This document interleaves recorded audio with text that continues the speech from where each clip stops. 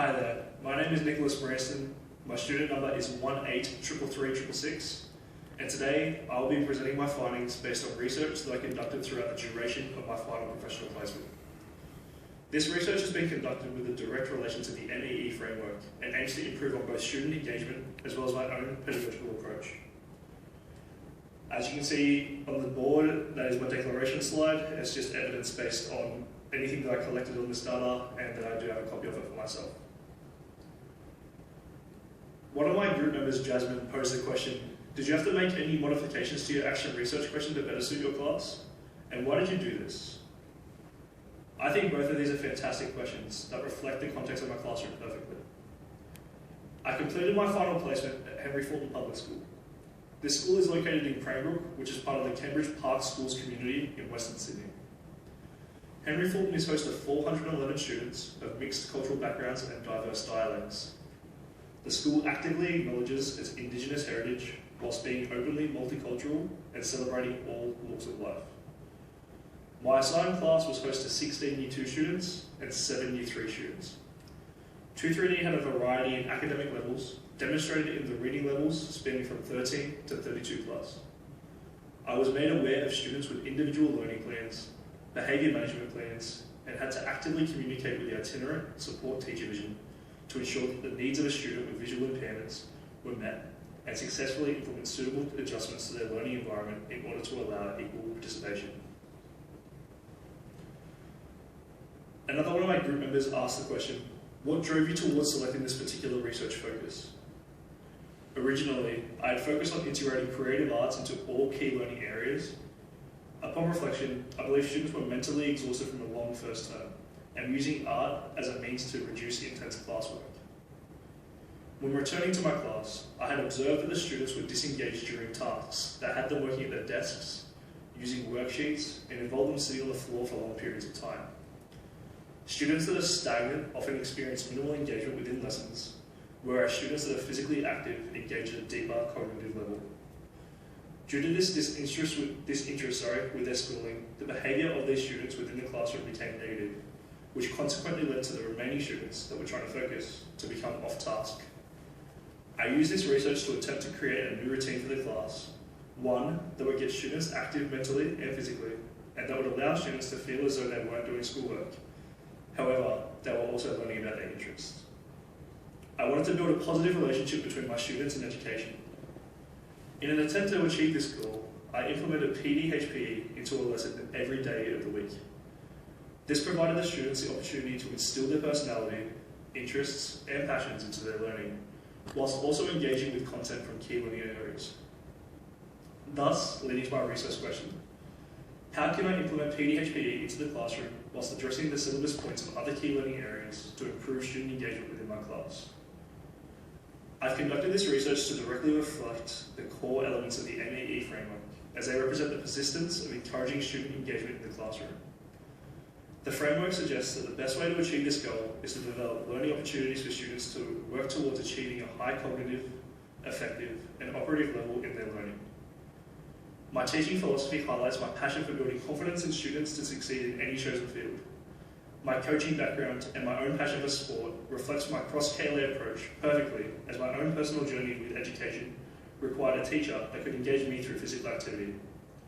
I aim to provide learning opportunities to all students, but whilst reflecting on my placement, by engaging the entire class and removing the need to focus on negative behaviour, I gained equal access to learning.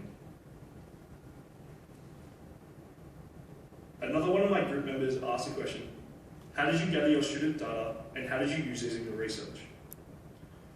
Prior to proceeding with my research, I had to gain full consent from both my mentor teacher as well as my principal.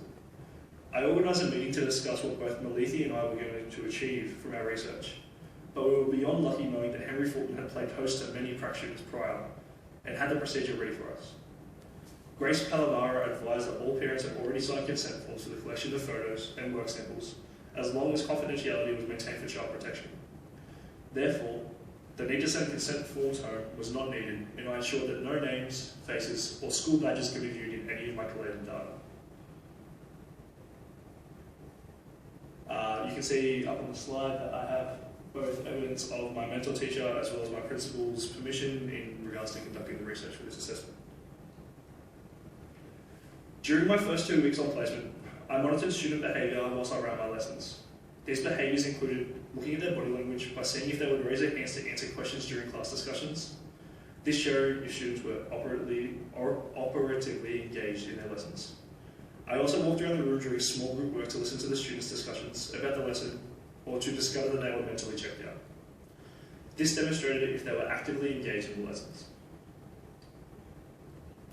Administering learning conversations with my class was also beneficial to not only my own pedagogical approach, but as well as my mentor teachers. This collection of data was critical to successfully implement engaging lessons for the students when moving forward with our class. We also participated in lesson reflections, where all students would sit down and we would discuss what they learned, what could be changed, and what was their favourite part of the lesson. This allowed me to gauge the students that may have been disinterested into seeing their participation in class discussions. As you can see from my examples, a wide variety of students who had priorly been disengaged, with some even sitting at their own desks and not joining the class, were now actively involved in discussions and sharing ideas. You'll see those photos later.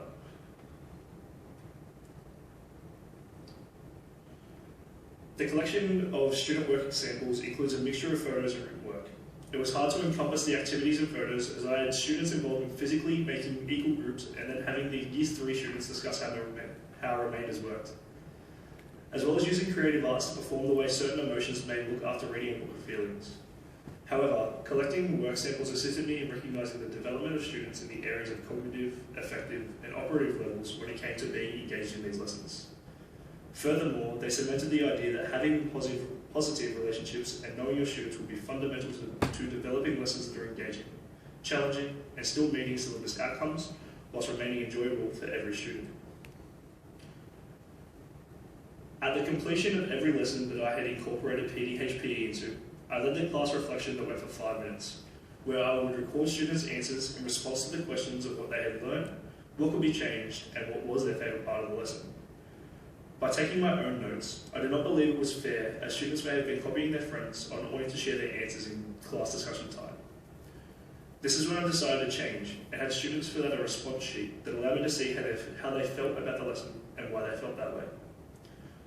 You can see from the example that this gave me an immediate response into the connection that the student had made in the lessons that they had participated in, and if they were more enjoyable than the usual lessons that they had to go through.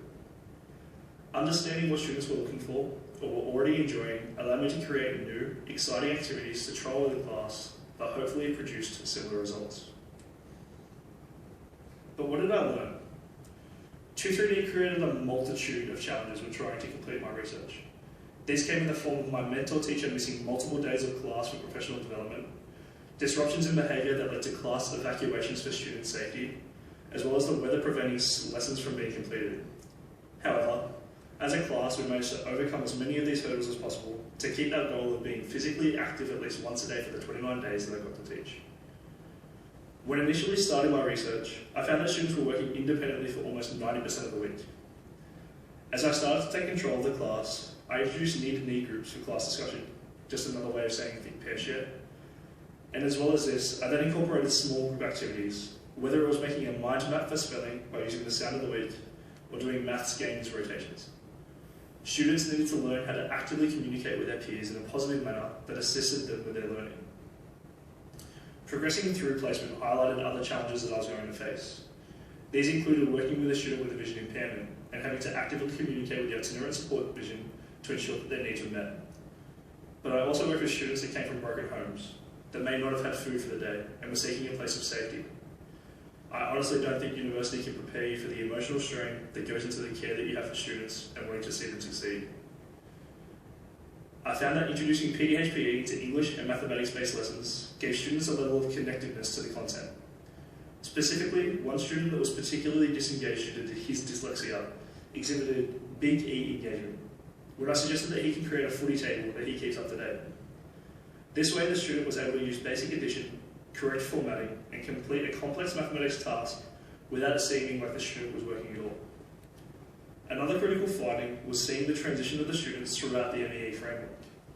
By first instilling confidence into the students, it led to their own intrinsic motivation to better their academic performance. Before then having the ability to follow instruction, and start creating the class philosophy that they can do the classwork and, small e, engage in schooling activities. This was then before realising that school isn't a challenge to see how silly you are or if you can't do something. That learning is a gateway to what you can achieve and a stepping stone for their futures. That school is for everyone, with a big E. My greatest finding was realising that understanding your students and how they want to learn will empower you as a teacher to create lessons and manipulate content to ensure students are getting something from your lessons.